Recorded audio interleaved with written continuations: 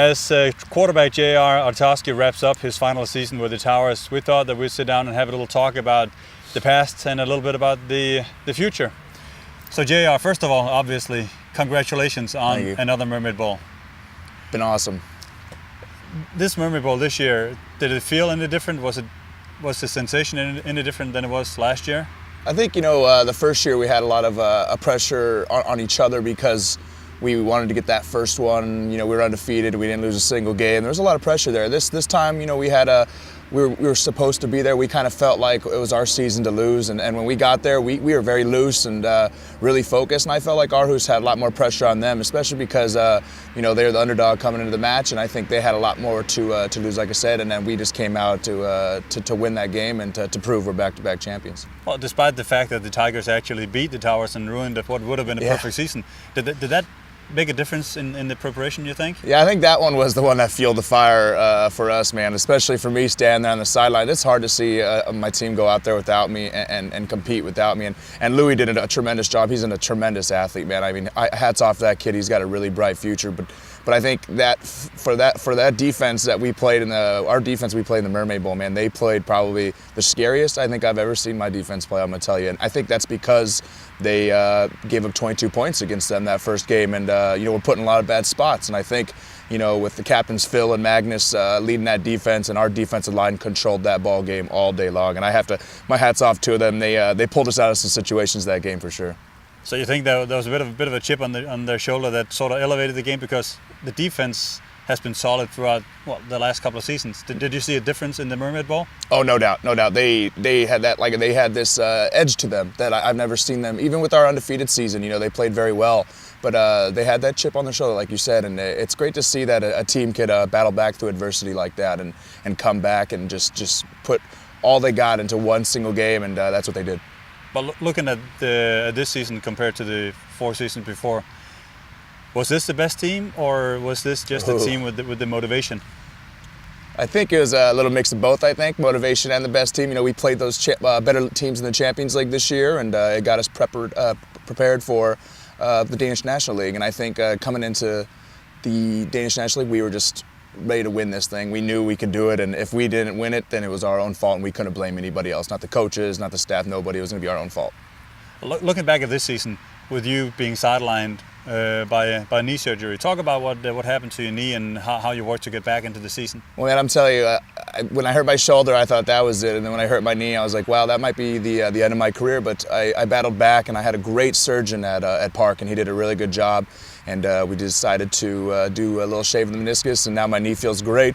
And actually, a lot of people didn't think I was going to run in the Mermaid Bowl, and I pulled off a couple little runs because their quarterback is a very good athlete as well, Matthias Lugau, and he's a little scrambler, and I kind of felt like I can't let this kid show me up at my own game. That's what I used to do, So I felt like I had something to prove as well, and I'm just really happy that my knee held out. And it feels a little sore today, but it always feels better after you got the ring around your finger. Obviously. Yeah. Being on the sideline, I mean, obviously that's never fun for any football player. But having a guy like Louis Nissen, like you talked about, starting in your absence, how did you work with him during those games and during practices? Well, Coach Munch, Anders Munch, he does a great job with him game planning, and he sets a whole different package for Louis. He's a tremendous athlete. He's got great speed, and he's really good on the run. And I think that's what we were trying to accomplish. And for me, I used to run a lot, but I'm a lot more comfortable in the pocket and throwing in the pocket passer. So I think for Louis, it was more about just trying to get his game harnessed. And like I said, he has a really bright future. I don't know if it's going to be a quarterback, but I'm going to tell you that kid's going to be starting for the Copenhagen Towers somewhere on the field, no doubt. So if he plays quarterback, do you think that pocket presence, is that something you try to convey to him? Yes, all the time I try to convey. To a young quarterback, it's hard. You have to be able to stand there and take one in the chin, a couple in the chin all the time. And that's what I've always prided myself on, is just standing there and throwing the ball. And I don't see some of the touchdowns I throw, and I just fall on the ground, and I hear the crowd yelling or the crowd booing. So that's how you usually can tell if it's going good or not. All right. Louis was young, willing, eager. He played in the Junior Bowl for the Towers, now for the National League team. He's played safety, like you said. Is he the kind of quarterback, the kind of player that's willing to listen and learn and just get better from day to day? Oh, great student, man. I'm going to tell you that for sure. He's always willing to listen. We had a couple times where he came over to my place, and we went over game film and broke it down. And he's very willing. And I think, like I said, he's got a bright future, man. I think that people are going to be surprised where he plays next year. Like I said, it might not be quarterback, but I guarantee you he'll be all over the field, that's for sure. Looking back over the years, you've had some backup quarterbacks, and some of them have played because you got hurt the first year, and some of them have played because we've been able to let them get some game time, playing time during the season. Has that affected you in any way that there have been different backup quarterbacks, or have you just simply worked with whoever has been there, Christian Lisby, Kasper Skyrum, for instance? Yeah, in the beginning it was Kasper, and then Lisby came on, and I took him under my wing, and those guys are great athletes. And I think for me, there's sometimes where there's no quarterbacks, and I was like, wow, like I have never thrown the ball this much in my life. Even in college, you have 4, 5, 6 quarterbacks on the roster. You take your first team snaps, and then you are off the rest of the day, kind of thing, and you just do what you're supposed to do. And here, you got to go through warm-ups and pass prep and skelly and defense skill. There were some times where I was throwing probably 150, 200 balls a practice, and that's it's probably more. I'm probably low balling it, but it's it just makes you stronger. And that's why it was great to have. You always want to look at the pluses and minuses of an injury, and I think that injury got my shoulder also a little bit healed, and I came back, and like I said, I've never thrown the ball better than I've been throwing the ball now, and that's why it's going to be tough to. I'm not sure if I'm going to be stopped playing, but I think it's going to be tough to stop throwing the ball because I think I'm probably throwing the best I've ever thrown in my life, actually. Looking back a little bit now, 2007 when you first came here, you hurt your shoulder midway through the season and didn't play again that year.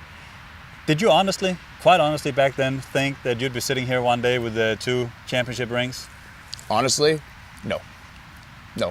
But we made some coaching changes. Our president hunkered down and decided he wanted to go the direction he wanted to go. We worked really hard recruiting, and I think that's one of the biggest things that this club has done in my 5 years here is we've done so well of bringing kids in for the right reasons. Not going to promise them high school, jobs or anything like that. We just say, hey, if you want to come for a true football family, you want to come and play for the Copenhagen Towers because we have a great coaching staff. We have 8, 9 coaches always here on practice days and helping us out. And I think that's a huge that's the biggest advertisement that we had was come and be coached by someone that knows what they're doing. Something that actually began the following year in 2011 when Coach Jeppe took over and has been the coach for the remainder of your time here. How did that relationship develop with Coach Jeppe and you? Oh, I love that guy, man, and he knows it. We're not far away from age, and I think that's a thing where we got along very well. And he trusted me, and I trusted him. And there were certain times where I convinced him to do something he didn't want to do. And for instance, that QB sneak in the Rørbye Bowl, when I slipped, he didn't really want that to happen, but I knew I could get it, and it was there, and I slipped. But that's the type of guy he is. He has 100% confidence in his captains and his players, and that's why it's another huge thing is when he has confidence, when you have your head coach 100% behind you. That's just probably the best feeling you can get. Now, looking at the Rørbye Bowls, they would obviously be highlights, but apart from those 2 Rørbye Bowl wins, tell me what would be 2 or 3 highlights of your 5 years here? Probably that first win over the Gold Diggers when they came in and we had guys going on that high school truck thing where they're drinking all day. And I remember Jens Moller came in about half hour before the game and he was just stinking of vodka. But that kid played the best game he could play. And that was a defining moment where we had guys playing different positions. We had Bubba playing guard and Iverson, this little kid, probably weighed 80 kilos, soaking wet, playing left tackle. I mean, it was just a very fun game, but we just came out and just blew them out of the water, and that was the biggest highlight probably for that second year. But probably the biggest highlight was just going to the Champions League with the team and traveling, and that creates a huge bond, that a lot of people don't see. And when you travel with the team, it builds so much character and trust within each other, and I think that's why we did so well in the Danish National League because we had that Champions League battles.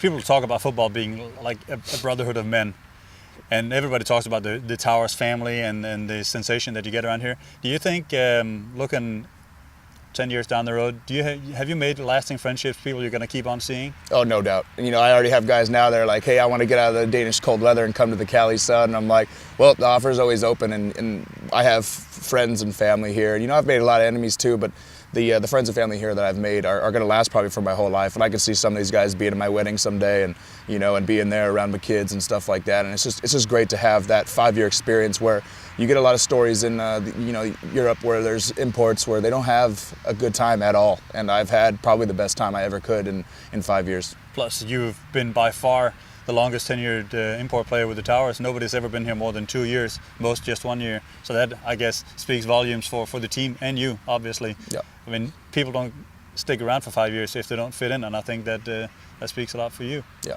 But you said that people are always welcome in California. Several players have already been to see you during the off-season, haven't they? Yeah. It was just, it's nice. It's like they want to meet my family and see where I come from. They want to see where their leader and their captain comes from and what makes me tick. And and I show them the same respect, and I like to see their families and see where they come from. And that's the biggest thing about traveling Europe and being a part of this team is you have to put 110% into the team, and that's by learning the culture and experiencing life the way they experience it. And I think that's the only way you can do it is put it at 110%. If you don't, well, then you're not going to get the best out of it. But you're right, getting people involved with family and getting to know the person behind the helmet, so to speak. Your mother, for instance, she has been probably the biggest Towers fan on the planet for the past 5 years. She incredibly engaged in our website, and she's always been really appreciative of everything that's been going on here, which obviously is a joy for everyone to see. And I'm sure that she has taken very good care of everybody who's come to see you guys. She seems like that kind of person. Oh, no doubt. She has all boys, and we're all sports people in our family, so she understands how important sports is to us. And I think if you would have seen her come here, you'd have seen a different lady, though. She would be the one yelling and screaming and telling people to step up and doing all that kind of stuff. So I'm kind of happy that I'm not happy that she never got to come here, but she knows how much I've loved it here, and she can't wait to come back on vacation with me and enjoy it for what it's worth.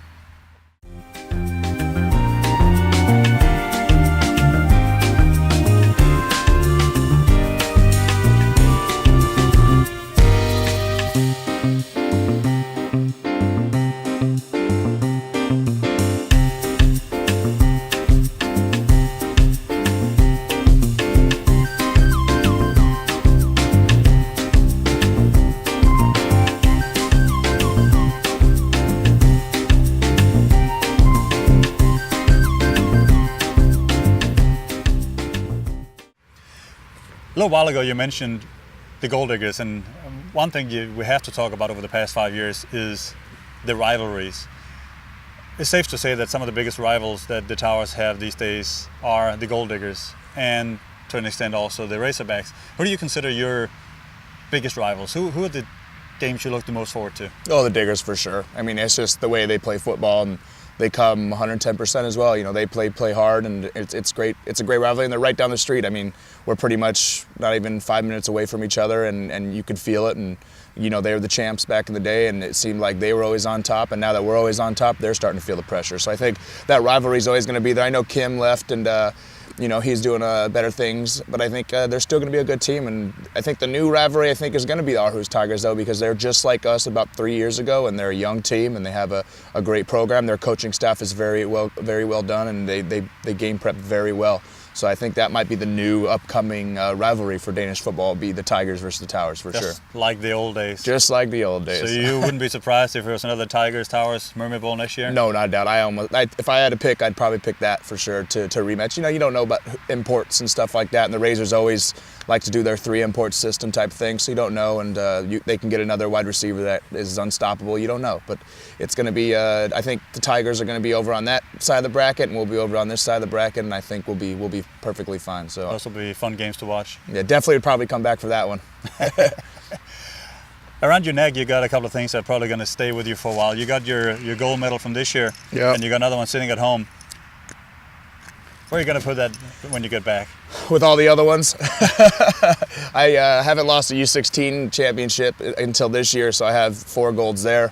And now I have 2 golds with the seniors, and now I'm going to get 2 rings. So it's going to be, I'm just going to save it for my man cave one day, and I got the game ball from the Mermaid Bowl, which is nice. And, the MVP was a nice added pleasure as well, kind of just put all the 5 years in perspective for me. And it's just nice to cap off a beautiful career with all this jewelry and warmth from the team and everything. It's awesome. So you won't be sitting in a safe somewhere. It'll be hanging on the wall. I'll be hanging on the wall, yeah, so I can look at it and remember all the good times. Not to gloat, but it'll make me remember about the relationships and the friendships and the team. Something to be proud of. Exactly, something to be proud of, and we did it together. That's the biggest thing. Is we've always been that family, and it's going to remind me of that family that I don't get to see anymore, and it's going to be sad. You also got the ring sitting around your neck, and you're going to get another one this year, the championship ring, a tradition that has developed in Denmark lately. This was Mermaid Bowl 26, and I think that the championship ring tradition is maybe 4 or 5 years old. You're going to get another one this year? Oh yeah, back-to-back ring. It's already in the process of making, and it's going to be a big one, and it's going to be really nice. So we're going to definitely go all out, especially because it's the 6th championship. You know, we made that historic. First team to ever win 6 championships. Correct. You know, so it's going to be a good one, and it's going to be something that you want to wear and to special events and show your pride for it, and then tell amazing stories about it. It's going to be sitting on your finger. It's going to be a heavy one. It's going to be a heavy one, that's for sure. All right. Well, this sort of concludes looking back a little bit. Let's take a quick look ahead. What's going to happen now? What's going to happen next week when you're back in the States? Take a deep breath and just relax. You know, it's been a super long season. Danish season's one of the longest in Europe, and I think for me, it's just going to collectively put all my options on the table. You know, from playing still in Europe to coaching in Europe to maybe coaching in college to going back to school. So it's definitely going to be a nice feeling to be done with one season. But now I know I have to go back and figure out what I'm going to do from then on out. You know, and it's nice to have options. Would you like to keep playing? Sure. Yeah, I think so. I mean, like I said, the arm's there. You know, I got to get my body back in shape, especially the knee. You know, get it back into. I got about 2 months of extra working out with the knee, and I should be ready by January. So yeah, I can see myself playing again. But you know, it's definitely going to be how it feels. You know, I've missed a lot of stuff with my family too. You know, my niece being born and my grandpa dying, and you know, that's another tough thing to happen when you're over here for so long, and you know, you're so dedicated to a team. A lot of guys leave, and I was just very dedicated to staying here. And I obviously can't leave a team when I'm playing a game, and you know, it's definitely gotten me in some hot water and with certain family members, but you know what, they understand why I'm doing it, and they know how much I love it. They know the kind of commitment that you have and you Right. always have had, right? And that's just the type of person I am. You know, if I say I'm going to do something, I'm a man of my word, and you know, that's what my father always told me is that's the one thing you still got is if you just honor your word, then that's all you got. How about you mentioned coaching as well? What would you like to get into? Quarterback coaching, high school coaching, college coaching. What would you like to do? College coaching would be more like it. I've been coaching high school here for a while, and I've already tried that back in the States. So I think definitely it'll be more of a college level type coaching, you know, and maybe going. I've also had offers, you know, of Division I teams in Europe to come and do offensive coordinator jobs. You know, I love controlling the game and calling plays. It's a great feeling, you know, and I understand why Peyton loves Big it so part of much. being a quarterback. Exactly right, and you kind of feel in control. So I think that's going to be my next step. Is if I can't coach and can't play, then I definitely probably going to go back to school. But I think there's going to be plenty of offers out there for me to take. It's going to be, do I want to take that option or do I want to stay at home? All right. Lastly, if an import were to come back next year, a young guy coming to the Towers for the first time, what piece of advice would you give him?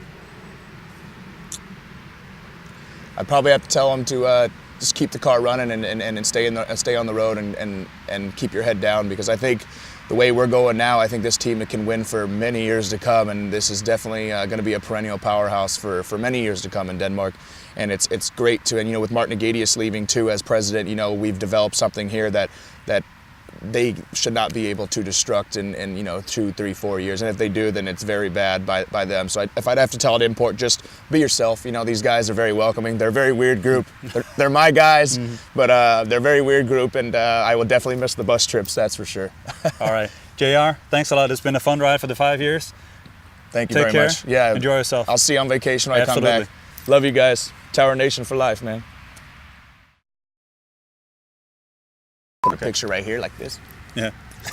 Do you want me to talk dirty to you?